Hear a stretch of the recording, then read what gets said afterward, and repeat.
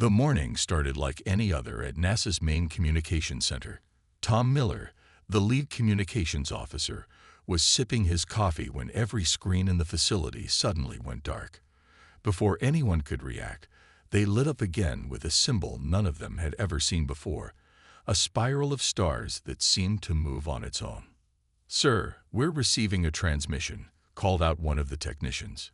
It's coming from somewhere beyond Mars." The signal was being received at every major space agency around the world. Within minutes, the United Nations Security Council was notified, and military forces worldwide went on high alert. This was the moment humanity had both dreaded and anticipated for centuries: first contact. But nobody expected what came next. The spiral dissolved into an image of a creature that looked almost like a tall human, but with gray skin and eyes that seemed too large for its face. When it spoke, its words were automatically translated into every Earth language simultaneously. "Primitive species of Sol 3.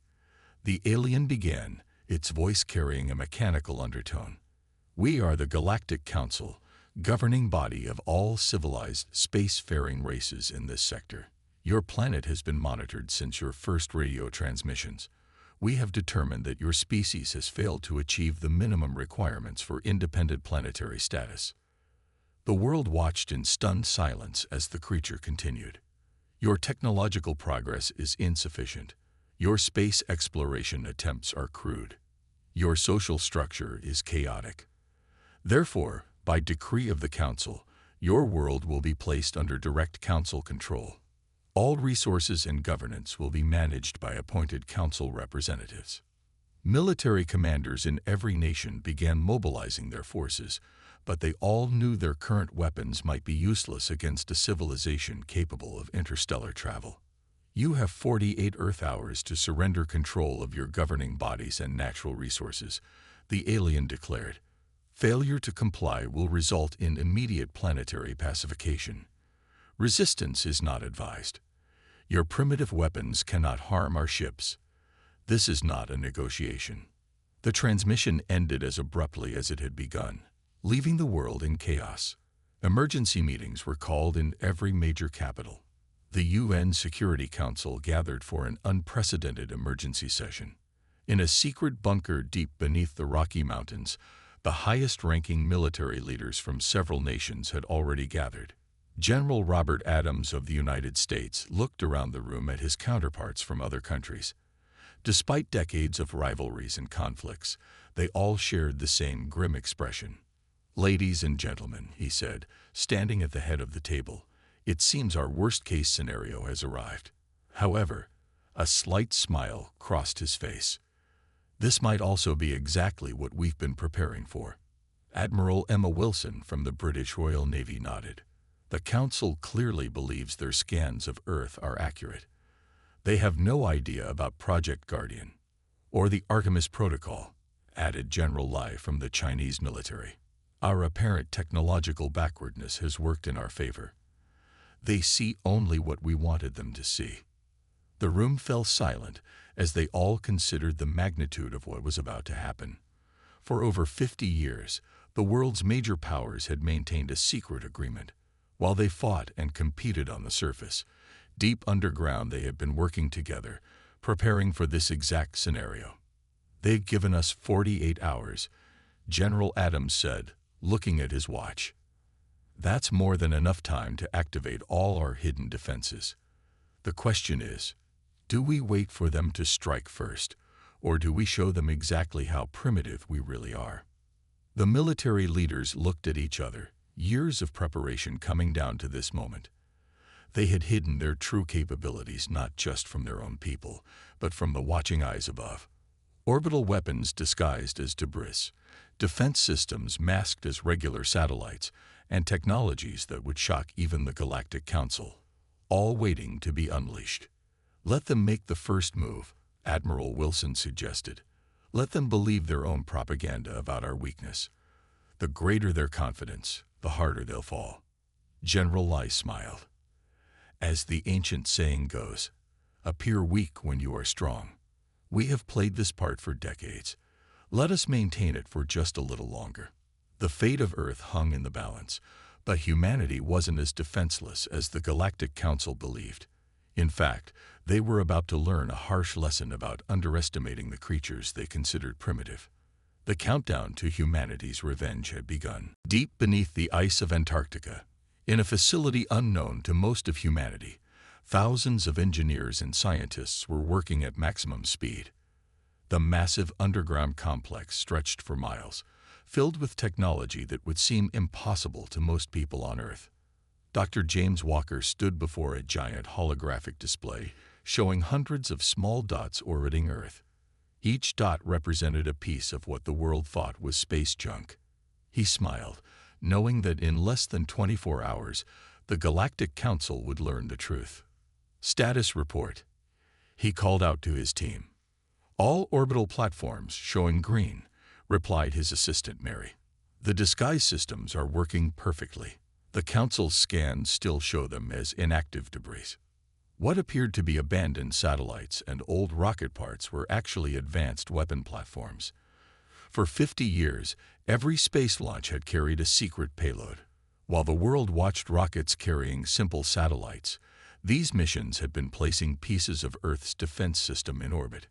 In another section of the facility, Colonel David Thompson walked through rows of sleek spacecraft. These ships looked nothing like the crude rockets the world used for space exploration. They were the result of decades of reverse engineering, hidden technological breakthroughs, and secret development. How many are ready for launch? He asked the head engineer. 300 fighters and 50 capital ships, sir. All crews are trained and ready. The Council won't know what hit them. The colonel nodded, remembering how this all started. In 1947, when a ship had really crashed in Roswell, the world's powers had made a decision. Instead of fighting each other, they would prepare for the day the ship's owners came looking for Earth. They had kept their true technological progress hidden, letting the world believe they were still struggling with basic spaceflight. Meanwhile, in the Pacific Ocean, another secret stirred to life. What looked like an ordinary island slowly split apart, revealing a massive underwater base. Inside, robots worked tirelessly, assembling more weapons and ships. The island was one of 12 such facilities around the world, each hidden in plain sight. Back in the Rocky Mountain bunker, General Adams received updates from all these secret installations. He turned to the other military leaders with a proud smile. Phase 1 is complete, he announced. All our defense systems are ready. The Council's scans confirm they still see only what we want them to see. Admiral Wilson pulled up a holographic map showing Earth's true defensive capabilities. Look at their ship formations, she pointed out. They're positioning themselves for an easy victory. They have no idea they're flying into a trap. The map showed the Council's ships gathering near the moon. Their formation was spread out, relaxed, showing their complete confidence in their superiority. Their arrogance will be their downfall, General Lai observed. They think they're hunting sheep, but they've walked into a den of lions. In orbit, disguised among the countless pieces of space debris, Earth's defensive satellites waited. Each one carried weapons more advanced than anything humanity publicly admitted to having. The technology had been developed in secret, tested in underground facilities, and hidden from the world's own population. Message from Luna Base, one of the officers announced. The underground hangars are open. All ships are ready for launch. This was humanity's greatest secret. The dark side of the moon wasn't empty as everyone believed. A massive base had been built there, piece by piece, hidden from both Earth and space observations. It housed thousands of fighters and crews, waiting for this moment. Dr. Walker checked the final systems one last time. Everything was green. Earth's hidden fleet was ready. The orbital weapons were charged. Ground-based laser systems, disguised as regular buildings and mountain peaks, were prepared to fire. It's almost funny, Mary said, looking at the readouts. They think we're still playing with chemical rockets and basic computers. They have no idea we've had quantum computers and fusion drives for decades. General Adams looked at his watch. 20 hours remained until the Council's deadline. 20 hours until humanity revealed its true power. The Council thought they were dealing with a primitive species that would surrender at the first sign of superior force. They were about to learn how wrong they were. "Send the coded signal to all bases," he ordered. "Operation Hidden Shield is now active.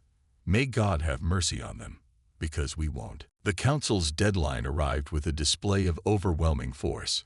500 alien ships appeared from hyperspace, their massive forms blocking out the stars as they positioned themselves around Earth. To their sensors, the planet below appeared helpless, protected only by primitive satellites and scattered space debris. On the Council's command ship, High Commander Rex stood proudly on his bridge. "Send the final warning," he ordered. "Let's see if these primitives have come to their senses." The message was brief. "Your time has expired. Surrender now or face immediate consequences." In the Rocky Mountain bunker, General Adams watched the alien fleet's formation on the main screen. He turned to his fellow commanders and nodded. Let them make the first move. They didn't have to wait long. The Council ships launched what they thought would be a simple show of force, a single energy blast aimed at an abandoned satellite. The beam shot out, bright against the darkness of space. But the satellite didn't explode. Instead, it absorbed the energy and began to change. High Commander Rex leaned forward in his chair. What's happening? The piece of space junk transformed before their eyes. Panels shifted, weapons emerged, and suddenly it wasn't debris anymore. It was a fully armed battle station. "Impossible," Rex whispered. Then all across Earth's orbit, the transformation began. Hundreds of pieces of supposed debris revealed their true nature. The cloud of space junk that the Council had dismissed as primitive garbage became a ring of advanced weapon platforms. By the stars, one of Rex's officers gasped. It was all fake. General Adams pressed a red button on his command console. "All units, execute Operation Thunderstrike." Earth's orbital platforms opened fire simultaneously. Beams of energy sliced through space, catching the Council fleet completely off guard. Their shields, lowered due to their overwhelming confidence, offered little protection. In the Antarctic base, Dr. Walker watched the battle unfold. "Launch the EMP waves," he commanded. Specially designed electromagnetic pulses, developed from the Roswell ship's technology, swept through the Council fleet. Ships began losing power, their advanced systems disrupted by weapons they didn't know humans possessed. "This is impossible," Rex shouted as his ship's alerts blared. "They're supposed to be primitive. They're not supposed to have this technology." But humanity's surprise was just beginning. From the dark side of the moon, the hidden fleet emerged. 300 fighters and 50 capital ships, all built in secret, all powered by technology the Council thought humans were centuries away from developing. Admiral Wilson's voice came over the secure channel. "All ships, attack pattern Delta. Show them what Earth can really do." The Council fleet tried to regroup, but they were caught between the orbital platforms and Earth's hidden fleet. Ships that had come expecting an easy victory found themselves trapped in a killing zone. From his command ship, Rex watched in horror as his fleet was torn apart. "Pull back. Emergency retreat," he ordered, but the humans had thought of that too. "Activate the gravity nets," General Lai commanded. Hidden generators around Earth's orbit switched on, creating a web of artificial gravity that prevented the Council ships from jumping to hyperspace. They were trapped. "Send the message," General Adams ordered. On every Council ship, screens came to life showing his face. "Attention Galactic Council forces. You came to our world thinking us weak. You threatened our people, thinking us defenseless. Now you will learn the price of underestimating humanity." The battle lasted less than an hour. When it was over, half the Council fleet had been destroyed. The remaining ships were disabled, floating helplessly in space. In the Antarctic base, Dr. Walker looked at the final casualty reports. "No Earth casualties," he announced. "The shield network held perfectly. They never even touched us." High Commander Rex stood in his powerless ship, watching Earth's fleet surround his remaining forces. The primitive species his council had dismissed had just handed them their worst military defeat in 10,000 years. "Sir," his communications officer said weakly, "they're demanding our surrender." Rex looked at the blue planet below, now revealed to be far more dangerous than anyone had imagined. "Send the surrender signal," he said quietly, "and may the stars help us all when the rest of the council learns what happened here." The first battle was over, but Earth's revenge was just beginning. 3 days after Earth's shocking victory, humanity was ready to take the fight to the Council. The captured alien ships had provided valuable information about Council space, their defense systems, and most importantly, their weaknesses. In the war room beneath the Rocky Mountains, General Adams studied a holographic map showing Council territory. The captured High Commander Rex stood nearby, still in disbelief at how completely he had underestimated Earth. "Your defense fleet is destroyed," Adams told him. "Now we're going to show you what a real attack looks like." The human fleet, now doubled in size thanks to ships hidden under Earth's oceans, prepared for their first jump into Council space. Each vessel carried weapons that the Council had never seen before, hybrid technology that combined Earth's best innovations with reversed-engineered alien tech. "All ships report ready," Admiral Wilson announced. "The Council still doesn't know about our deep space capabilities. They think we're trapped in our solar system." General Lai smiled. "Let's prove them wrong again." The Earth fleet vanished in a flash of light, using jump technology that even Rex didn't recognize. They reappeared near Alpha Centauri, where the Council maintained a major supply base. "How?" Rex whispered. "That jump pattern is impossible. Our best scientists said humans were centuries away from such technology." "We lied," Adams said simply. "We've been lying for a very long time." The Council base never saw the attack coming.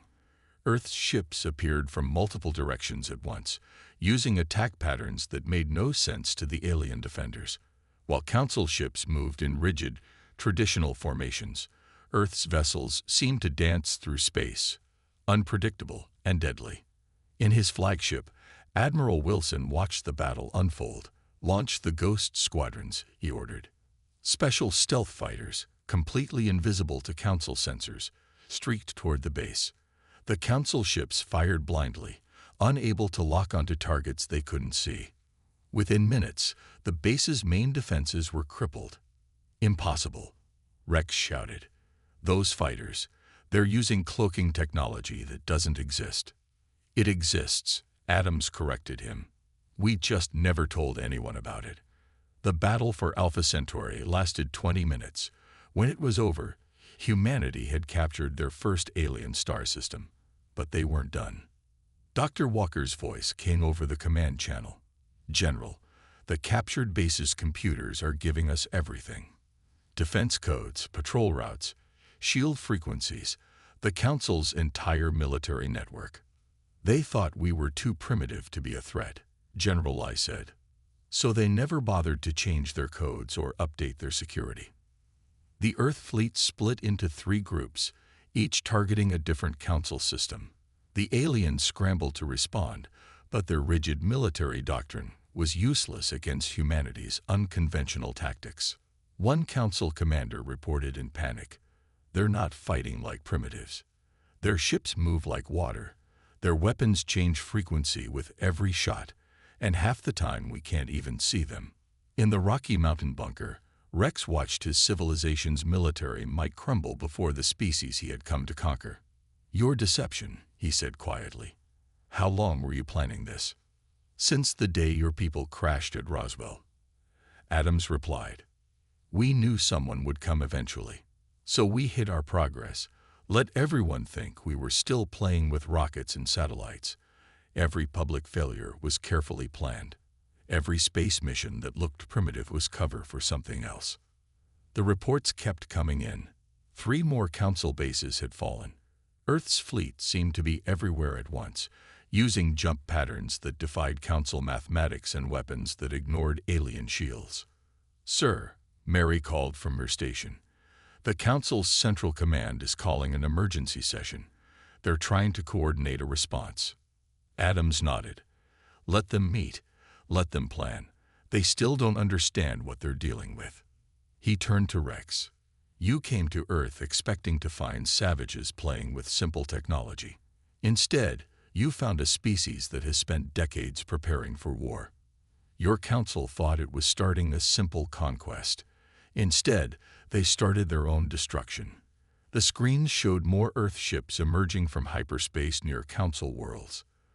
The revenge of the primitive species was shifting into high gear. And the council's worst nightmare was just beginning. The council's emergency meeting chamber was in chaos. Representatives from 50 alien species argued and shouted as reports of Earth's victories kept appearing on the main screens. 7 council systems had fallen in just 5 days, and nobody could explain how a primitive species had become so powerful. Council leader Max, a tall being with silver skin, slammed his hand on the table. Silence, he roared. How did we fail to see this coming? A hologram appeared in the center of the chamber, showing Earth's ships destroying another council defense fleet. The alien leaders watched in stunned silence as human vessels seemed to appear and disappear at will, striking from impossible angles. We have a message from the humans, an aide announced nervously. General Adams appeared on all screens, his calm expression making the council members even more uncomfortable. Your fleet has been destroyed. Your bases have fallen. And this is just the beginning of Earth's response to your threats. In a distant part of council space, another drama was unfolding. The Rigel system, home to one of the council's subjected species, was in open revolt. They had seen Earth's victories and decided it was time to break free. The humans have proven the council isn't invincible, their leader declared. We will no longer bow to their authority. Similar uprisings began on a dozen worlds. Species that had been conquered by the council centuries ago saw hope in humanity's sudden rise to power. The council's perfect order was falling apart. Back in the Rocky Mountain bunker, Dr. Walker showed the military leaders a new map of the galaxy. Red dots showed council systems, while blue dots showed Earth's rapid expansion. Green dots were appearing everywhere, worlds that wanted to ally with Earth. 6 more species have requested our protection, he reported. They're sharing their technology and resources in exchange for freedom from council rule. General Lai studied the map with satisfaction. The council's biggest mistake wasn't attacking us, he said. It was letting everyone else see them lose. Admiral Wilson's fleet appeared over another council world, but this time they didn't have to fire a shot. The planet's leaders immediately surrendered, asking for Earth's protection against the council. Their empire is built on fear, Rex admitted, watching from his confinement. Once that fear is gone, nothing holds it together. In council space, more chaos erupted. Trade routes were disrupted as ships refused to follow council orders. Military vessels began deserting as their crews realized they were fighting a losing battle. Another message from Earth, the aide announced in the council chamber. This time, the message wasn't from General Adams. It was from the United Earth government, officially formed to represent humanity to the galaxy. For centuries, your council has ruled through force and fear, the human representative stated. You've crushed other species' hopes and dreams. You've called us primitive because we didn't match your expectations. Now you will learn what happens when you underestimate humanity. Council leader Max watched his life's work crumble. The council had ruled for 10,000 years, and in less than 2 weeks, one primitive species had brought it to its knees. We should have studied them more carefully, one council member said quietly. All those failed space missions, all those primitive satellites, they weren't failures at all. They were a mask, hiding their true power. In the Antarctic base, Dr. Walker received more reports of council worlds seeking alliance with Earth. They're calling us liberators, he told General Adams. The species that broke the council's power. The council thought size meant strength. Adams replied. They never understood that sometimes the smaller opponent is the most dangerous. Earth might be just one world, but we've spent decades preparing for this moment. The council chamber erupted again as news arrived of more fleet desertions. Their mighty empire, which had seemed unshakable just days ago, was dissolving before their eyes. And in orbit above Earth, the captured council ships were being studied, taken apart, and improved upon. Humanity hadn't just matched alien technology. They were already making it better. The galaxy was changing. The age of the council was ending. And it had all started because they threatened the wrong primitive species. 2 weeks after Earth's first counterattack, humanity was ready to deliver the final blow.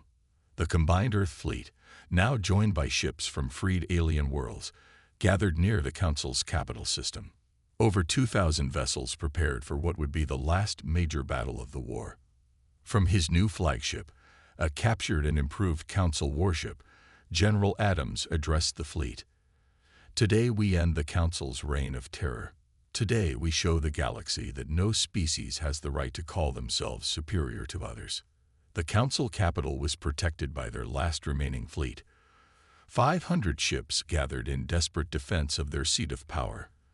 Behind their lines, the massive space station that had served as the Council's headquarters for 10,000 years floated like a silver crown against the stars.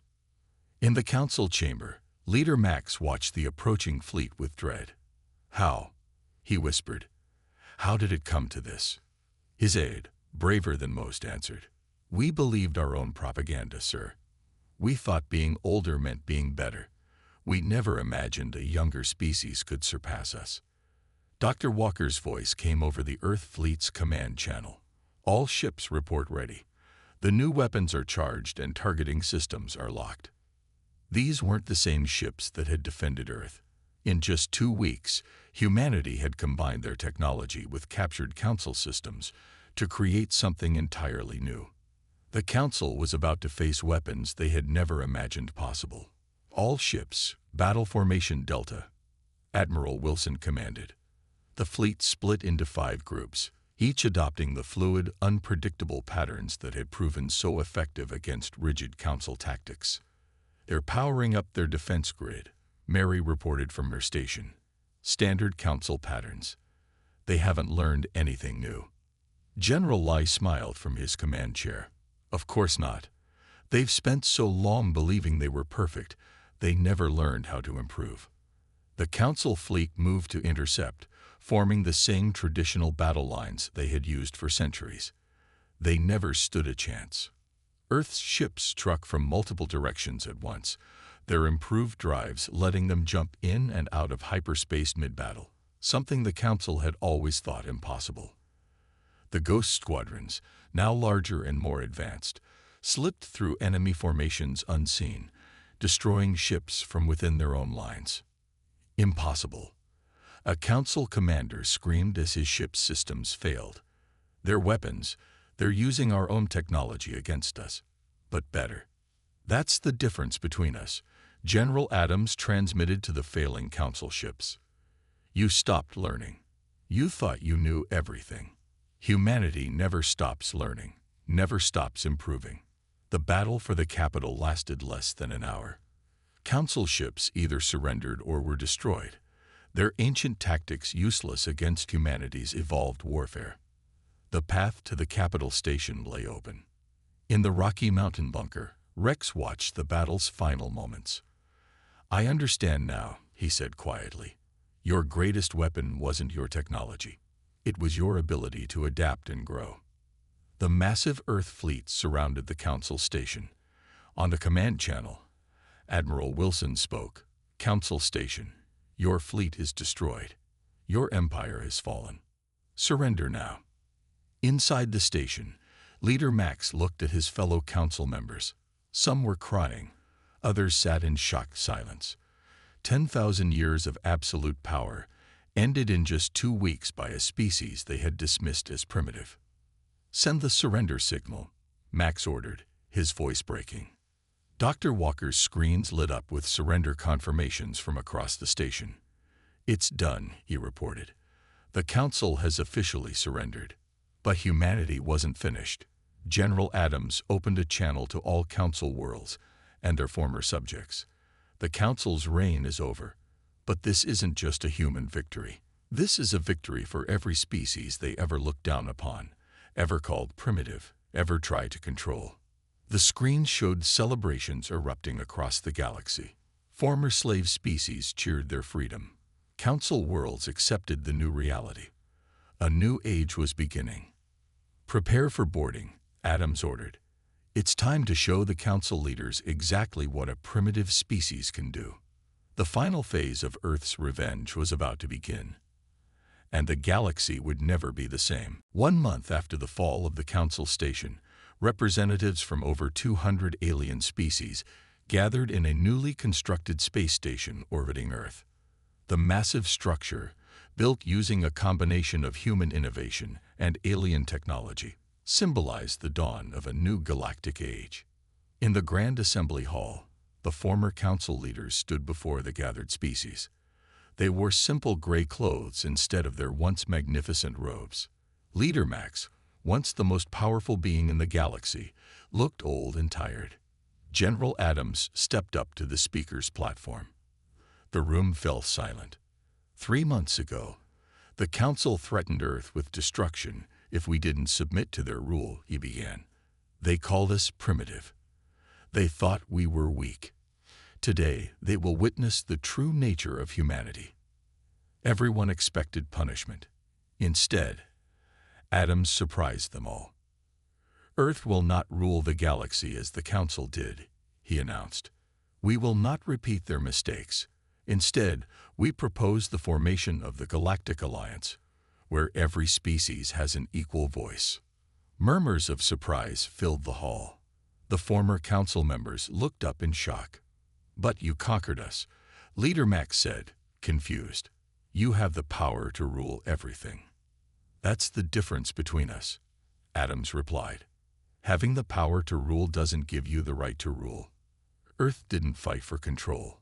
We fought for freedom. Not just for ourselves, but for every species the Council ever oppressed." Dr. Walker stepped forward with a holographic display showing a new structure of government. "Each species will have representation," he explained. "Decisions will be made through discussion and voting, not through force. The strong will no longer dominate the weak." In the audience, Rex, the former High Commander who had first threatened Earth, finally understood. "This was your plan all along," he said, "not to replace the Council, but to end the very concept of galactic domination." Admiral Wilson nodded. "Humanity's greatest strength isn't our weapons or our technology. It's our ability to learn from history's mistakes. We've seen where empire building leads. We choose a different path." The new Galactic Alliance Charter was presented. It guaranteed rights for all sentient species, protected developing civilizations, and ensured that no single power could ever dominate the galaxy again. Earth would serve not as a ruler, but as a guardian of these principles. The Council's greatest failure, General Lai addressed the former leaders, wasn't underestimating Earth. It was believing that age and power made you superior. Today that thinking ends. The former council members were not imprisoned. Instead, their species were offered seats in the new alliance, equal to everyone else. Their punishment was simply this: to live in a galaxy where they could no longer claim superiority over others. In the following days, ships from Earth and other worlds began dismantling the old council station. Its materials would be used to build schools, hospitals, and research centers throughout the galaxy. The symbol of oppression would become a source of progress. Humanity surprised us at every turn. Rex reflected, watching the work. "We thought you were showing us your weakness, but you were teaching us a lesson about humility." Back in the Rocky Mountain bunker, now a museum showing how Earth had prepared for this moment, General Adams looked at the old planning rooms with satisfaction. "The Council thought they were coming to conquer a primitive species," he said. "Instead, they caused their own downfall and gave the galaxy a chance at real peace." The story of Earth's revenge became legend throughout the galaxy, but it wasn't remembered as a story of conquest or destruction.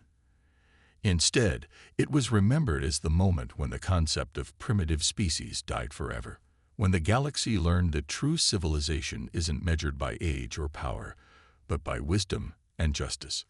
And on 1,000 worlds, children of different species learned an important lesson.